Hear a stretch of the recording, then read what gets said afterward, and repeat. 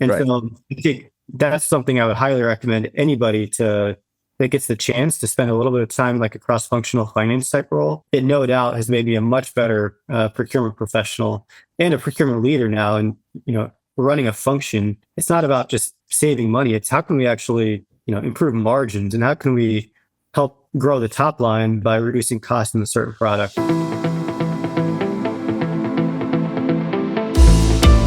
So welcome everyone to this edition of Smarter Sourcing. My name is John Pavia, and today we have with us Stephen Sharr, the Vice President for Procurement, Logistics, and Contract Manufacturing at Footprint Company, based out in Arizona, correct? Gilbert, Arizona?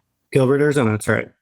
And I see the Arizona state flag on the back. So thanks for joining us, Stephen. The company. Let's start out with this because I don't know how many people know what the Footprint Company does, if they've heard of it. So why don't you just start with who is the Footprint Company? What do they do? What do you do for them? Yeah, no. So, well, first off, thanks for having me. Like I mentioned, I'm a longtime listener, so excited to be able to tell my story. I'm amazed that anybody's a longtime listener, but that's great to hear. Relatively speaking, right? So my mother listens. Yeah.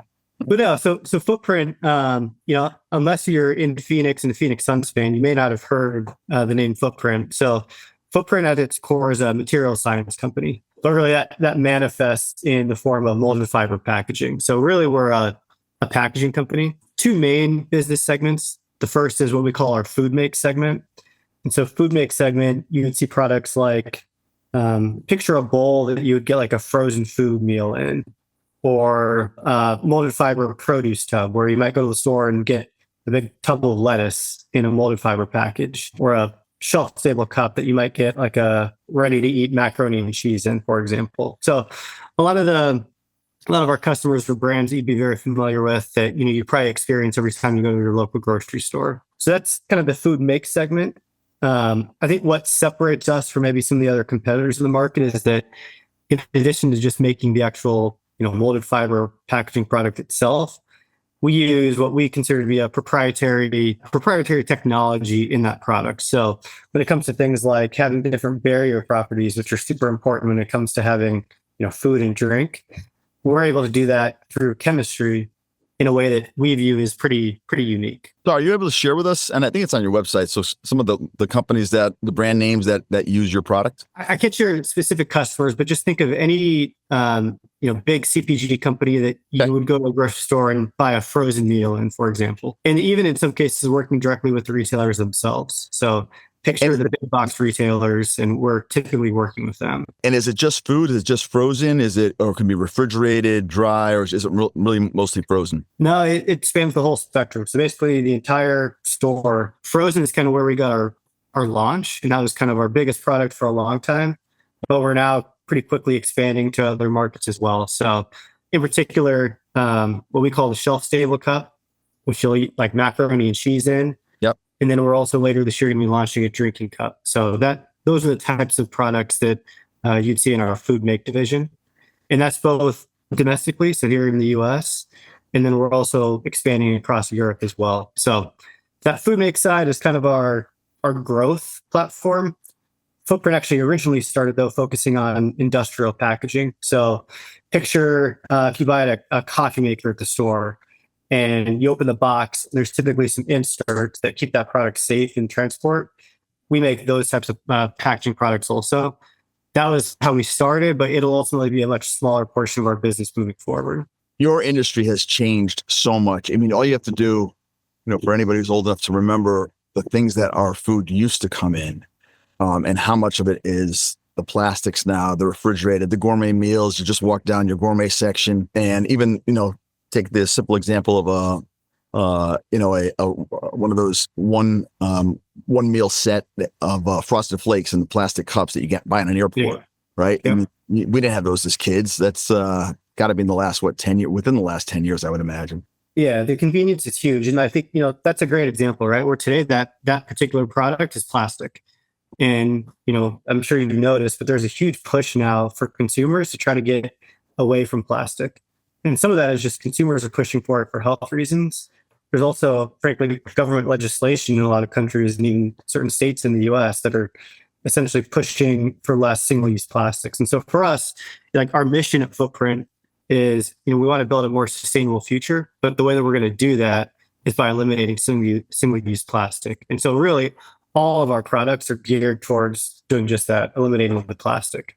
So I'm going to come back to footprint. Let me first ask about you. How did you end up where you're at right now? I looked at your background, and you look like you just got out of college, but you look at your background, and you spent quite a few years already. So you're like an old hand now at sourcing, procurement, supply chain. Let's hear a little bit about your history.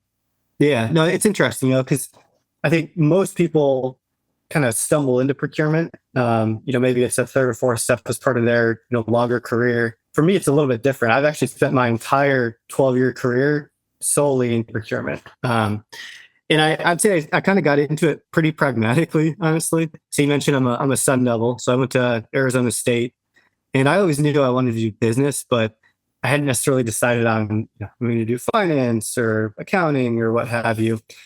So I got to ASU in freshman year. I came to realize that ASU's supply chain management program is, I think, top 2 or 3 in the country. So very highly ranked.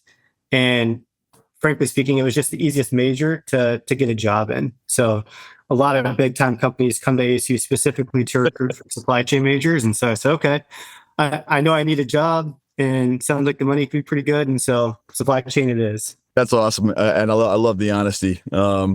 That's great. And so where's the first place you landed? Yeah. So after college, also pretty pragmatically, I said, okay, well, the industry that is seemingly paying the best right now is oil and gas. And so I said, okay, I'll start in oil and gas. And I ended up working for Phillips 66. So I interned with them in Oklahoma, and then full-time started with them in Houston, Texas, and was there for about 3 years. So a little bit of a mixture of corporate headquarters type procurement. And then the really interesting thing is they actually relocated me to St. Louis to work at an oil refinery. And obviously 2 completely different worlds, like a corporate environment versus an oil refinery. But it was a really cool chance for me to actually get closer to the actual process, get a little bit more experience with just like the nuts and bolts of procurement, frankly. Dealing with purchase orders and systems and contracting for HVAC suppliers and different services. So really kind of broad ranging of experience, all within Phillips 66.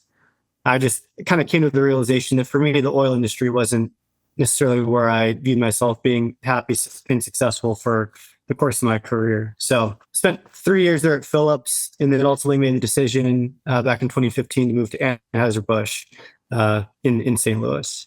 You went from oil to beer. I think it's something I could be a little bit more passionate about. All right. So before we go on to your role at Anheuser-Busch, because I really want to hear about that also.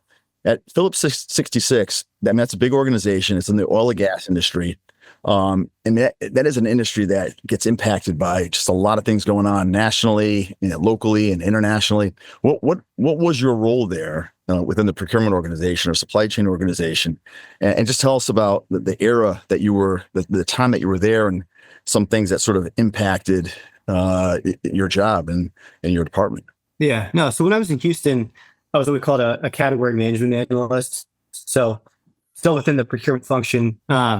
It was a really interesting time at Phillips 66 because literally I joined in June, and that May they had just finished their spinoff from ConocoPhillips. And so I actually interned for ConocoPhillips, which is a massive integrated oil and gas company. And then from the time that I interned to the time that I started, they had separated into an upstream and a downstream side. And so I was on the downstream side at Phillips. So, it was interesting. I think we were still, as a function and as a company, still trying to figure out our own way, right? We had been part of a much broader, bigger organization for a long time. And so I was there when we were literally building a procurement function from scratch and putting the new people in place and the structure. So I think that was really interesting. One thing that was apparent, though, at a company like Phillips, and just I think oil and gas in general, is that procurement at a company like that it's not going to drive the ship, so to speak. There are people that handle the procurement of the actual feedstocks, right?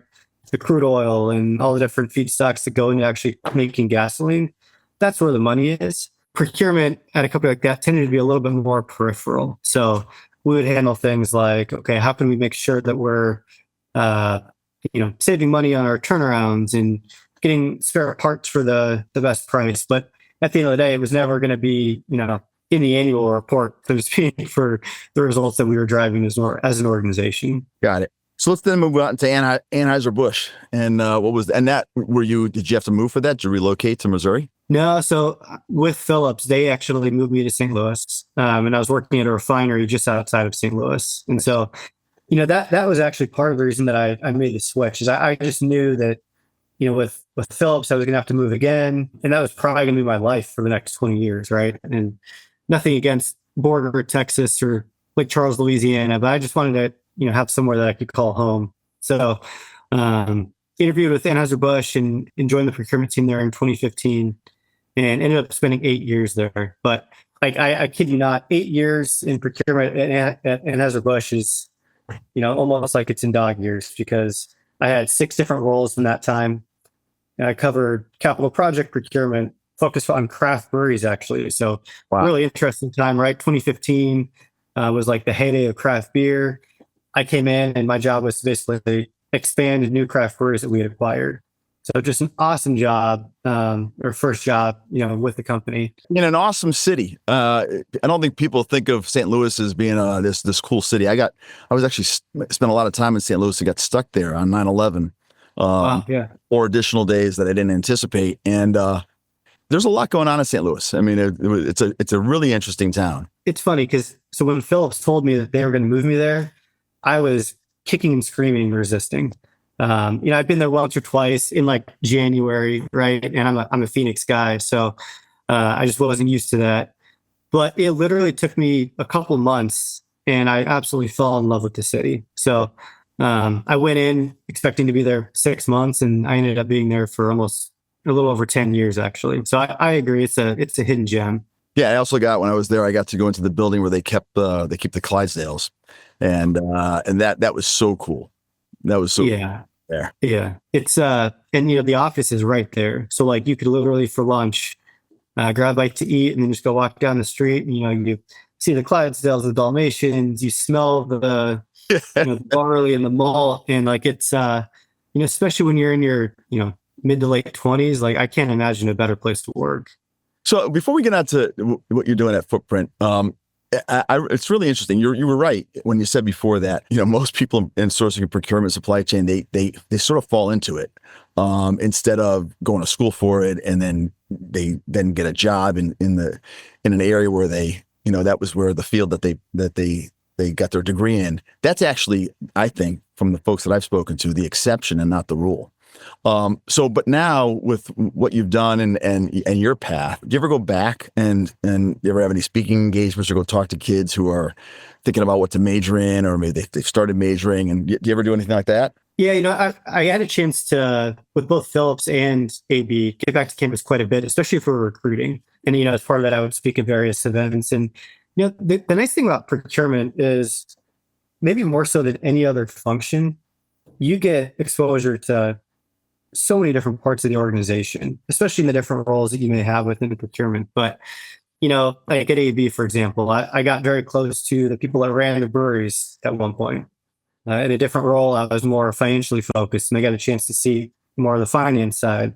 But, most functions don't have that, broad visibility. And so, especially if you're more of like a business generalist, which I kind of consider myself to be, I think procurement and supply chain is like a super great way to at least get into the business. And then, maybe you'll decide, hey, I think I maybe have more passion for marketing or maybe for the finance side. But for sure, to start out a career, I think it's tough to beat. And not to mention, I think it's probably the function that's most in demand right now, too. Especially post-COVID. I know you've talked about, right? Like supply chain wasn't even something that most people had ever heard of 3 years ago. But now I think it's top of mind for businesses everywhere. So it's definitely top of mind. I'll also say my biggest mentee is my brother, who's starting supply chain with Amazon this year. So I for sure was kind of putting the bug in his ear early that supply chain is a good place to start a career. So he's going to come back and blame you someday. So that one is because of you. Yeah, it's not for everybody, that's for sure, but it is. It can be very, very fruitful. So with Anheuser-Busch, it's such an unbelievable company, and I know that's your former company, but I got exposed to a little bit. But one of the coolest things was I was at a conference one year, And it was large, lots of people in the room. And this night was sponsored by AB. And not only that, but the master of ceremonies was the head brewmaster for Anheuser-Busch. And all the food that night had been cooked with beer in some way, shape, or form, right? And I won't get into all the details, but the thing that I found fascinating was the science behind brewing beer. It's a lot more complicated than people would ever imagine. No, it is. And like, yeah, the amount of time and dedication that those brewmasters put into the beer, and not even the beer, right? It's the packaging, it's the presentation of it all, it's the marketing of it all. Like it truly is, like, unless you're actually in it day to day, like when you go to the grocery store, you probably never think twice about it, right? But when you pick up that Budweiser off the shelf, like, it's just incredible the amount of work and dedication that went into getting that there. So give us the Reader's Digest version, because there were so many things you did at Anheuser-Busch over that 6-year period. But just give us an idea of some of the things you did, and whether you were on direct, indirect categories, if you could. Yeah. No, well, what was great is that at AB, they really do have a tendency to move you around quite a bit. And so I started on more of the capital projects procurement side, spent a little bit of time in what we called non-commercial indirect. So actually focused on travel. Funny enough, spent time in what was honestly my favorite role was basically an FP&A, or a financial planning and analysis manager within procurement. And that actually was probably the role where I developed the most, because you really get to see behind the scenes, right? Like when you're a category manager, you're focused on kind of your one category. But when you're on the finance side, you get to see how we actually make money and how you lose it. How you lose it, yeah, and where the opportunities are too. Right. And right. so I think that's something I would highly recommend anybody that gets the chance to spend a little bit of time like a cross-functional finance type role. It no doubt has made me a much better procurement professional and a procurement leader now. And running a function, it's not about just saving money. It's how can we actually improve margins, and how can we help grow the top line by reducing costs in a certain product. And that's kind of what you learned in that finance role. So I did that for a period of time. And then I led what was called the procurement capabilities team, which is kind of a catch-all dogs and cats group that basically covered things like procurement technology. So all the systems that we use as a function, recruiting, supplier diversity, learning and development, kind of like all the things that enabled us to operate well as a function. And then my last role at AB was basically senior director of metal packaging procurement. And so that was kind of my first foray into packaging. But that was the largest category that we had. So $2+ billion to spend, focused obviously on cans, and then the can sheet actually that is used to produce those cans. So let's double click. And it's funny, I just used that word, and I just saw a piece, or I read something that double click is like the term of art these days that's being overused. So I'm just going to use it once. But let's hone in on your comment about FP&A, because I just hearing about your background, and we haven't even gotten a footprint yet, but here you went to school in supply chain management, and you learn about sourcing and procurement, where that's a rarity even these days, right? Then you get a job in your field, and with Phillips 66, then you go to Anheuser-Busch, and the things that you've mentioned so far, right?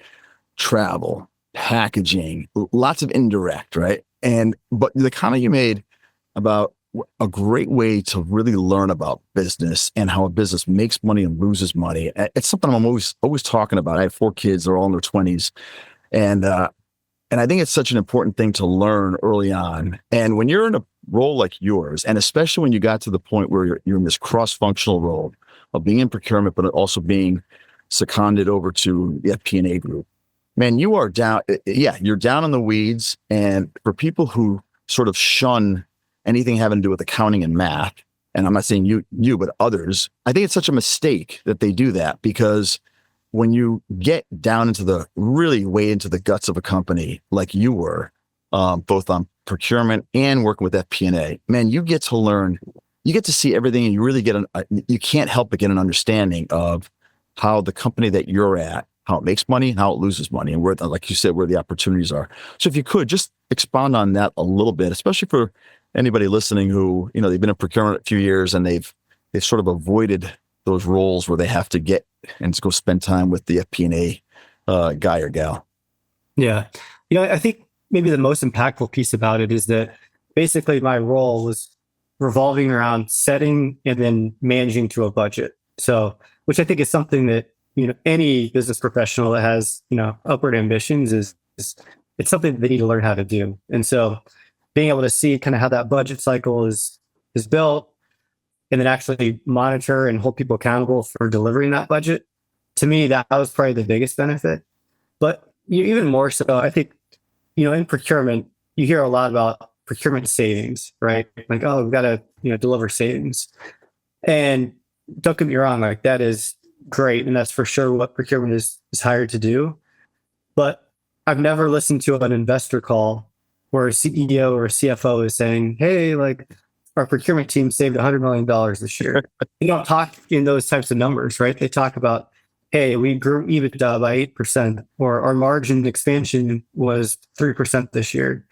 And so like, that's what you do in an FP&A is you get into the actual, language that the business is speaking and less focus on, okay, what are some of these procurement metrics that you've always heard about? So to me, that was probably the biggest benefit. Can you have an example of an aha moment where you were there for a little bit and spending time with the FP&A people, and all of a sudden you were like, wow, I never realized that, or, anything like that? Well, I think even here at Footprint, right? So one of the things that, is really important to me and that we've done a better job of building over the past year is more visibility into our cost structure. At AB, we had thousands of SKUs, right? And so it's pretty rare to look at one specific SKU. But at Footprint, we have dozens of SKUs. So it's much more feasible to look at one in particular. So this year, we've done a much better job of trying to get very detailed insight into what our actual cost structure is. Because when you have that, then you can actually, as a procurement person, identify, hey, what if we used a different type of material here? Or, what if we could fit 10% more of these in a truck? Little things like that, on the surface may not seem like it can make a big difference. But when you have that level of detail, you can see in margin terms, hey, by making that one little material change, we can boost margins by 3%. And so I think that's the type of decision that, getting the insight into those financials can give you. And like, it's all to me a big flywheel, right? Because let's say that I can make a material change to save 4%, right? Maybe our sales team can then be a little bit more aggressive when it comes to how they're pricing that to potential customers. And maybe that increases our volume by 10%. We're a manufacturing company, right? So volume is key. So if we can increase volume by 10%, all of a sudden we become more efficient at the plant and we have, better fixed cost absorption. So then our costs can go down even more. So then we can lower the price even more or grow margins. And so to me, I think looking at procurement and supply chain as more holistic is kind of the key for how I want to run my organization. So when you got to Footprint, and you've only been there a short time, how long have you been there now? I joined in December, so almost a year. Right. So tell us about your organization now and how you have it organized between direct, indirect, et cetera. Yep. So, at its core, Footprint is still, a startup essentially. So we're a private equity backed company. We have one manufacturing location in Mexicali, Mexico right now, and are in the process of building another one in Poland. So pretty soon we'll have a very good kind of diverse geographic footprint. And then we also supplement that with contract manufacturing partners, primarily in Asia. And that's the business that I'm responsible for. So when I joined Footprint in December, I was basically brought on to lead procurement. So procurement has historically been, I would say, fairly transactional, which is not uncommon, in a startup type environment, right? It's all about getting the product and making the product, but maybe less focus on some of the strategic things like cost and supply security, et cetera. So I was brought on to kind of shift the group into more of a strategic mindset. And then this summer, I also basically was given responsibility for logistics and contract manufacturing also. So today, the way that we have it structured, I have a logistics director that reports to me. I'm actually in the process of hiring a procurement director. I have a supply chain manager for Poland, and then I have a contract manufacturing lead, essentially. that's kind of at the corporate level. And then at our plant in Mexico, I also have oversight for the procurement and logistics teams there. So that's where a lot of the work gets done. And that's where a lot of the headcount is right now. But again, it's a small startup type company. So for sure, heavy on the growth potential, but small in the grand scheme of things today. It's not easy going from a large company like Anheuser-Busch to a company the size of Footprint. And a lot of things translate over, but a lot of things don't. Because like you said, Footprint's at a very different point in the revolution. Yeah. How do you manage that? And also when you're looking for talent, do you want someone that's come from the big, a big company and a big procurement department, or that's not that important to you? Yeah, well, I mean, you're exactly right that you could not imagine two more different situations to be in versus Anheuser-Busch and Footprint. I mean, at AB, especially in like the can category that I was leading, at the end, we were, I think, the second or third largest can customer in the world, right? So ton of leverage, a decision that we made would probably be talked about in our suppliers, earnings calls, and, it's a big deal, right? Whereas Footprint, it's the opposite, right? We have virtually no leverage right now. So, whereas maybe I was able to, maybe be a little bit more aggressive and throw my weight around a little bit more. At Footprint, I actually find myself a little bit more kind of in sales mode because I have to kind of sell Footprint to our suppliers, right?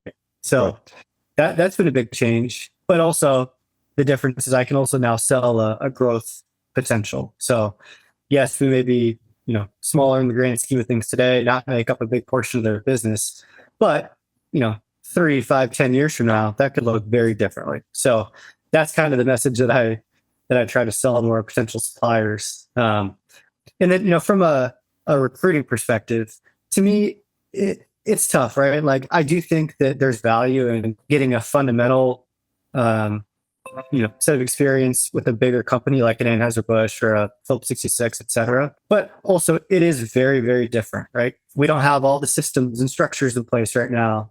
It's a little bit more boots on the ground. And so I think, yes, I want to be able to find people that have some of that fundamental procurement knowledge, but also somebody that's willing to kind of get into the details and, maybe be more of a generalist as opposed to specializing in one particular category. Yeah, it really is a catch-22 because the people coming out of those larger companies, they've gotten great training, but if they've been there a while and then they come to a place like this, they say, "Oh, I love getting my hands dirty." Well, sometimes they say that, but sometimes they, all of a sudden it's tough that they don't have an assistant, booking their travel and they got to do it themselves. So let me ask you, how has the role changed? Now you've been doing this now what'd you say you're at, or 17 years that you're in it? 12 years now. Yeah. Oh, sorry. 12 years. All right. I'm dating you already. I'm making you older. But in your time, obviously, the biggest event from a supply chain standpoint happened with the pandemic. Yeah. And you were at AB during that time, and now you're here. What's your take when people say, how has your role changed at all from the time that you started in this business to where you're at today? And even over at Anheuser-Busch still, how has the role changed for the people who are in supply chain, sourcing, procurement? Yeah. I mean, it probably couldn't be more different, honestly. When I think back, 12 years ago, again, it seemed very transactional, right? It's, hey, we need a part. Let's go to the part guy and I'm sure they'll have it, right? And, that part supplier may be in China, maybe, anywhere in the world. Today, first off, I think like the globalization has been good. And I think that's expanded over the past, 12 years. But now we're almost seeing a little bit of a reversion back to, domestically produced products, because obviously COVID just exacerbated the length of the supply chain. So I think the globalization and now the reshoring has, been a bit of a 180 over the past 12 years. I think technology obviously is another one that's changed quite a bit. I know everybody is talking about AI, but just in general, like the data visibility that we have today is way higher than we would have had 12 years ago.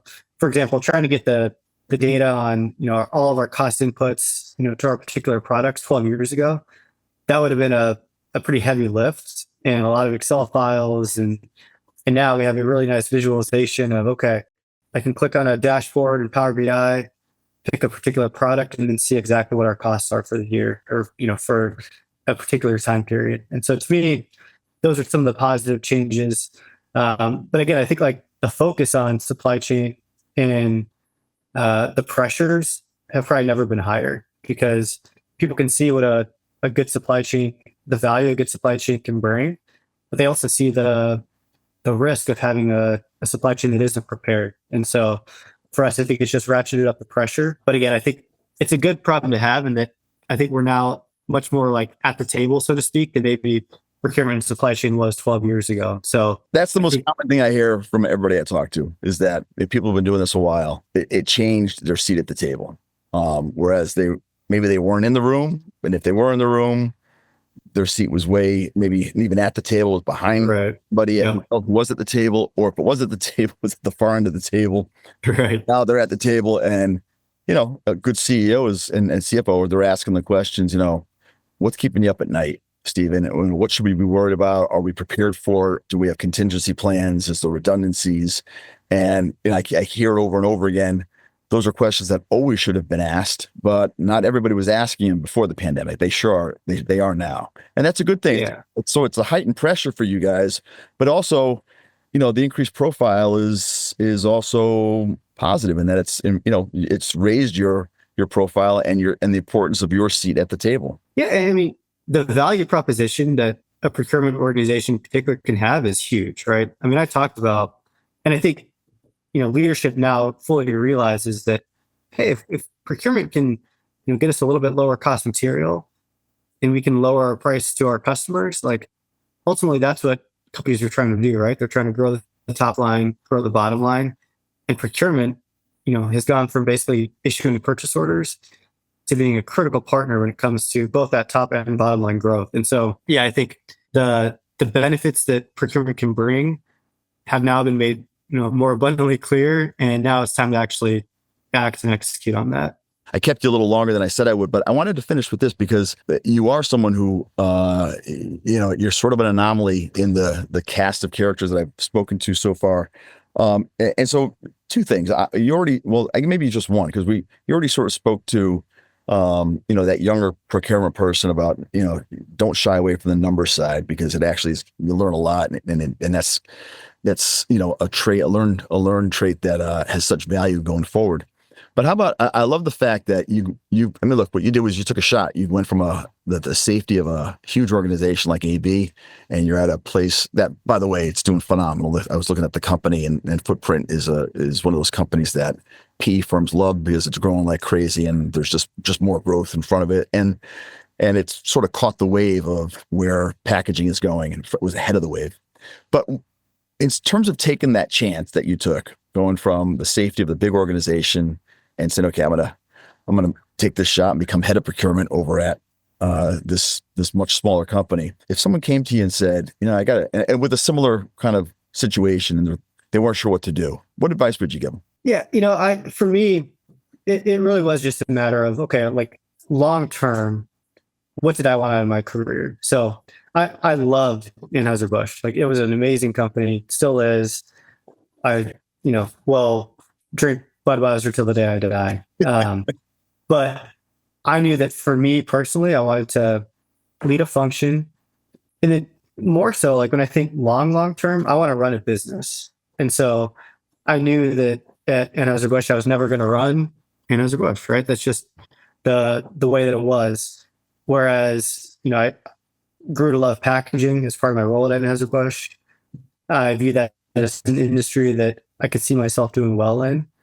And so coming to Footprint, I said, okay, like I do want to lead a procurement team, and I've now gotten a chance to take on even more responsibility.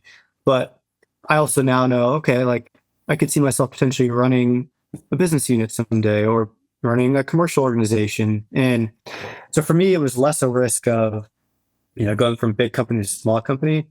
It was more about what doing that could unlock when it comes to my long-term career. So I think it's just a matter of understanding what it is, or what your long-term goal is. And if your long-term goal is, hey, I want to stay in a particular function forever, maybe it's not worth changing companies, right? There's a lot you can do to change scope of roles and do different things. But if you're looking for a completely different experience and your ambitions just don't match where you are today, like I think that's when you have to take a chance. And that was kind of my thought process behind it all.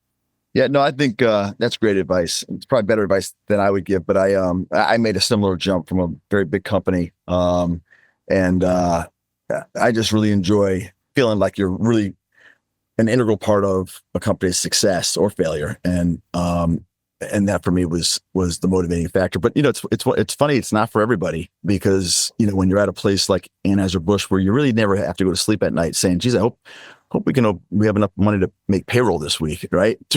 And that's Footprint at all. But making that kind of jump from big to small is not easy for a lot of people, but you've done it. And I tip my cap to you. So that's been great. Listen, I kept you a little longer than I said I would, but this was a great conversation and I've enjoyed it.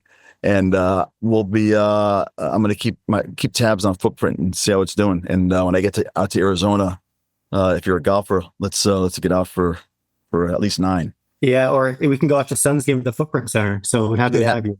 Would love it. Thanks so much for spending a few minutes with us. Yeah, thanks, John. Appreciate it. And to all of our listeners and viewers, this has been John Pavia with Smarter Sourcing. I really appreciate you tuning in and stay tuned for our next episode. Take care.